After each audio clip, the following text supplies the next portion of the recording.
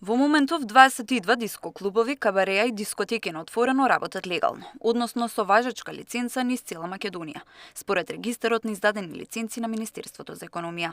Според извори од Министерството, уште 5 чекаат одобрување на лиценцата, бидејќи документацијата уште им е во процедура. Во Скопје, 3 локали во моментов работат со лиценца на кабаре, односно смеат да бидат отворени до 4 наутро во петок и сабота.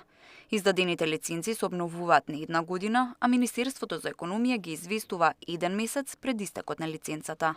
Локал да се регистрира како кабаре за да може да работи до подоцна, чини од 2500 до 5000 евра, ноќен бар од 5000 до 7000 евра и диско клуб и дискотека на отворен простор од 7000 до 10000 евра.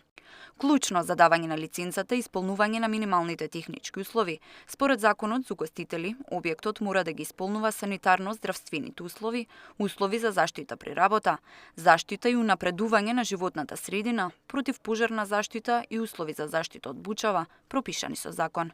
Исто така, угостителот мора да обезбеди согласност од МВР дека се исполнети условите за заштита на јавниот ред и мир и безбедноста во сообраќајот. Градоначалникот на општината пак, според членот 8 од законот, води евиденција на угостителите кои започнуваат со работа на нивното подрачје.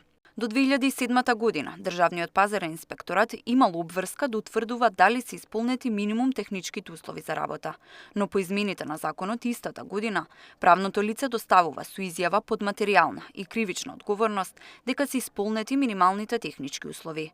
Инспекторатот не е должен по стекнување на дозволата на локалот да излезе на терен, односно излегува само по пријава. Но поради пропустите во овој закон, владата најави законски измени.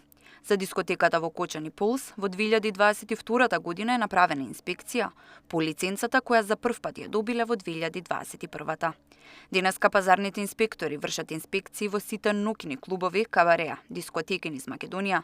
Ке се проверуваат лиценците, дали воопшто имаат, а ако имаат, дали е фалсификат, како што беше со ноќниот клуб Полс во Кочани.